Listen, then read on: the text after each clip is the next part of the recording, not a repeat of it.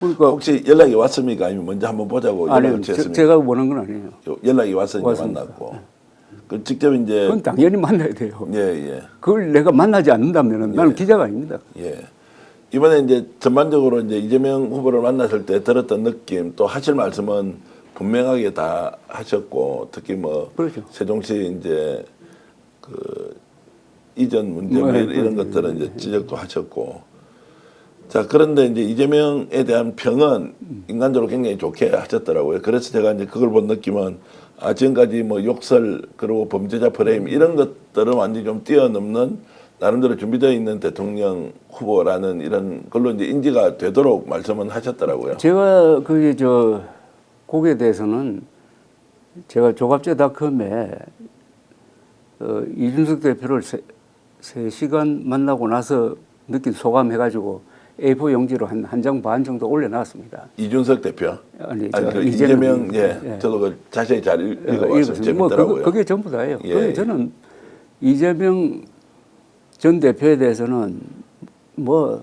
더 비판을 해야 된다는 의무감을 느낄 사람도 아니고 느낄 필요도 없어요. 저는 충분하게 그동안에 이재명 전 대표를 비판할 거는 비판을 해왔습니다. 네.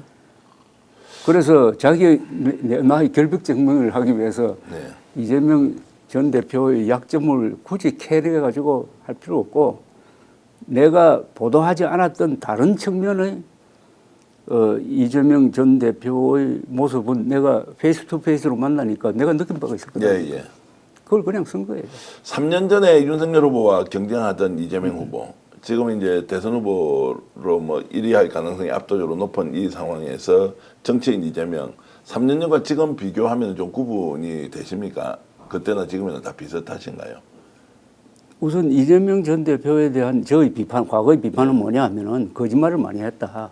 정과 사범이라는 그게 또 사범의 질이라든지 이런 문제, 그 다음에 대북 정책, 그리고 대한민국 역사관에 대한 저와 완전히 다른 시각, 이런 점을 제가 주로 비판을 해왔습니다. 그래서 이번에 만났을 때는 굳이 그걸 뭐 꺼내고 싶은 마음은 없었어요. 그러나 수도 이전 문제는 굉장한 그 국가 정통성과 관계되는 문제예요. 그래서 그에 대해서는 확실한 입장이 뭔지를 알고 싶었습니다. 그게 제일 궁금을 했어요. 거기에 대해서는 이재명 전 대표 이야기는 일단 용산으로 들어가서 거기서 근무를 하다가 청와대를 고쳐서 청와대로 들어간다. 그 다음에 다른 국회라든지 대통령실을 세종시로 옮기려면은 헌법 개정이 필요하고 또 국민들 반발이 있을 것으로 예상한다. 굳이 여기에 힘을 뺄 필요가 있을까 하는 정도로 이야기를 했습니다. 네, 신중론을 이제 펼쳤다. 저는 그 입장이 이해가 됐습니다. 이해가 됐어요.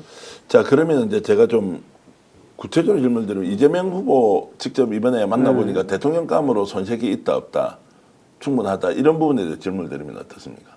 그것은 지금 국민들의 50% 이상이 최근 조사에는 약 50%가 이상이 다음 대통령감으로 생각하고 있는 걸로 나왔잖아요. 이른바 요새 유행하는 말로 그게 집단지성이라면은 그게 하나의 지표가 된다고 봅니다. 제가 대통령감이다 아니다라고 판단하는 것은 여기서는 별 의미가 없어요. 그래서 선거 결과가 대통령을 만들면은 그건 무조건 받아들여야 돼요. 그래서 우리나라 사람들이 선거의 의미를 너무 과소평가하는데 선거는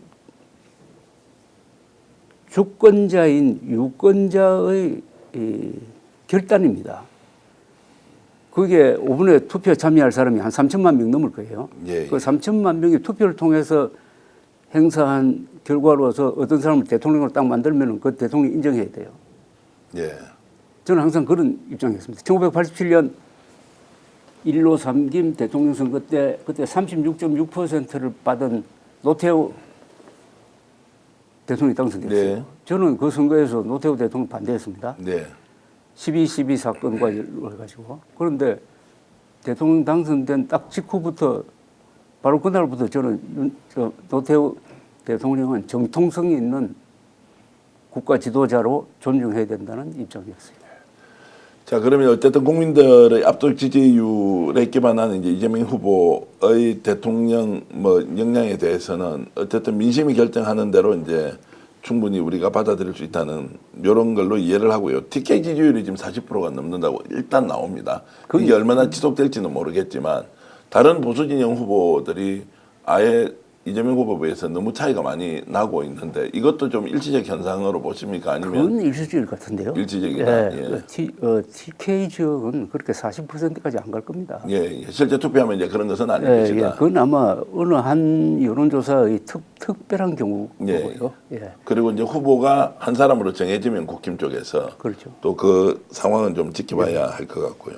오늘 방송 어떠셨습니까? 마음에 들었다면 구독, 좋아요로 스픽스를 응원해 주십시오. 여러분들의 구독, 좋아요는 가장 큰 힘이 됩니다. 스픽스 구독, 좋아요.